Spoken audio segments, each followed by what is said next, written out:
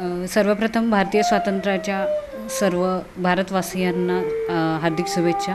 67व्या वर्धापन दिनाच्या अनुषंगानं आज भारतामध्ये सर्वत्र उत्साहाचं वातावरण आहे।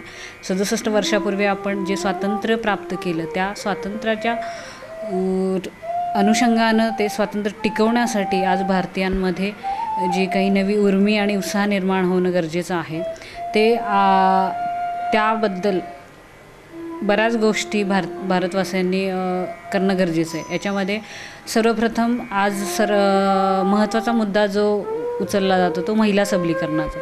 महिला सबलीकरणामध्ये आज कितीही वर्ष झाली स्वातंत्र्याला तरी थोडंफार समाजामध्ये जे निगेटिव्ह वातावरण आहे ते बदलणं गरजेचं आहे। महिला म्हणजे फक्त अबला असं न समजता ती या सर्व क्षेत्रात वावरते या अनुषंगानं तिच्याकडे बघण्याचा दृष्टिकोन जो आज समाजानं ठेवला पाहिजे त्याच्याबद्दल अगदी शालेय स्तरापासून सुद्धा याच्यामध्ये जनजागृती होणं गरजेचं आहे।